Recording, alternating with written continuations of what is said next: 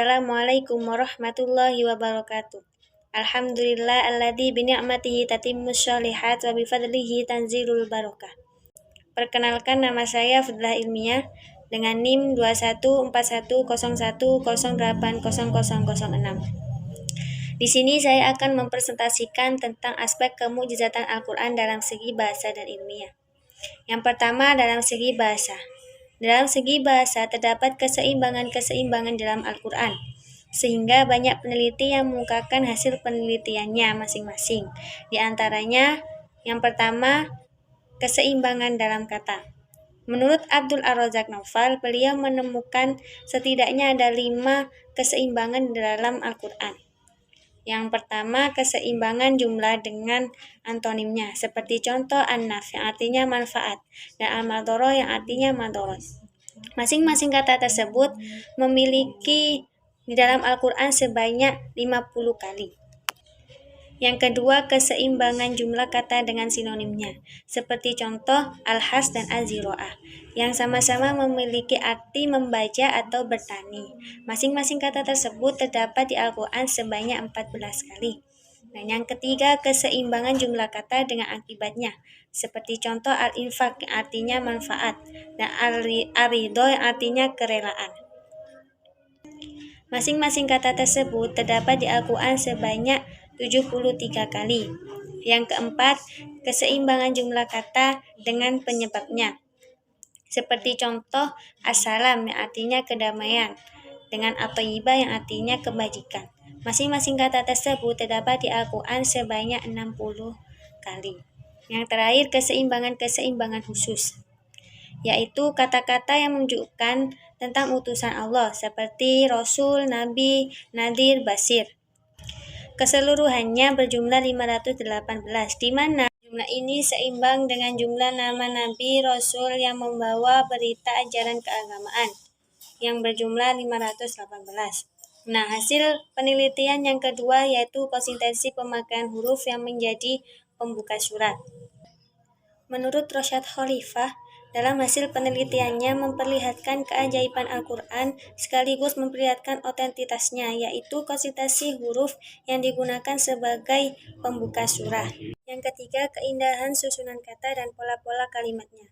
Menurut Syekh Faruddin Ar-Razi, penulis kitab Al-Qur'an yang berjudul Mafatih Al-Ghaib, menyatakan bahwa kefasihan bahasa, keindahan susunan kata, dan pola-pola kalimat di dalam Al-Qur'an amat luar biasa, sehingga sulit untuk digambarkan. Sementara itu, menurut Qadhi Abu Bakar, dalam Ijaz Al-Qur'an menyatakan bahwa memahami kemukjizatan Al-Qur'an dari sisi kebahasaannya jika dibandingkan dengan syair Arab dan sastra Arab itu amat sulit ditandingi. Dan masih banyak lagi pendapat yang mengungkapkan pendapatnya mengenai kefasihan dan kebahasaan Al-Qur'an. Walaupun begitu, bukan mustahil bagi manusia untuk mempelajari dan mendalami sisi kebahasaan Al-Qur'an, mulai dari ijaz, tasbih, majaz, dan isti'aroh. Jadi, dalam segi kebahasaannya, Al-Qur'an banyak sekali perbedaan pendapat di bagian keindahan bahasa. Masuki pembahasan yang kedua dalam segi ilmiah. Al-Qur'an adalah kitab akidah dan hidayah. Kemukjizatan ilmiah Al-Qur'an bukanlah terletak pada pencakupan akan teori-teori yang selalu baru dan berubah, serta hasil manusia dalam penelitian dan pengamatan. Akan tetapi terletak pada pendorongannya untuk berpikir dan menggunakan akal. Al-Qur'an mendorong manusia untuk memikirkan alam. Al-Qur'an mendorong manusia untuk memikirkan makhluk-makhluk Allah yang ada di langit dan di bumi. Al-Qur'an juga mendorong umat Islam akan memikirkan dirinya sendiri, bumi yang ditempatinya, dan alam yang mengitarinya. Dalam hal ini sudah dijelaskan dalam surah Ar-Rum ayat 8. Menurut Ahmad Baikuni dalam bukunya yang berjudul Islam dan Ilmu Pengetahuan Modern, menjelaskan bahwa Al-Qur'an memberi isyarah bagaimana proses awal alam ini diciptakan. Nah, hal tersebut sudah dijelaskan dalam surah Al-Anbiya ayat 30.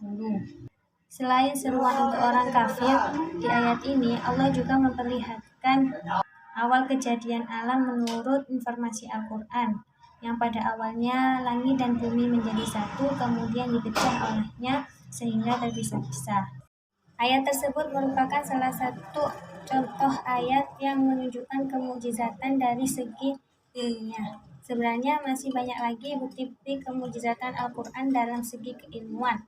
Bukan hanya ilmu alam saja, akan tetapi Al-Quran bersifat universal, menyeluruh, bisa meliputi ilmu kesehatan atau kedokteran, ilmu psikologi, biologi, fisika, antropologi, dan masih banyak lagi ilmu yang sudah dibahas di dalam Al-Quran. Padahal Al-Quran adalah kitab yang sudah ribuan tahun yang lalu diturunkan, tetapi mampu membahas ilmu dengan pasti dan jelas. Dan ini merupakan bukti kemukjizatan Al-Quran di bidang keilmuan. Serta Al-Quran adalah kitab yang diturunkan oleh Allah, Tuhan semesta alam, yang memiliki kekuasaan dan ilmu pengetahuan yang sangat luas. Sekian presentasi dari saya, kurang lebihnya saya mohon maaf. Ihdinas siratal mustaqim. Wassalamualaikum warahmatullahi wabarakatuh.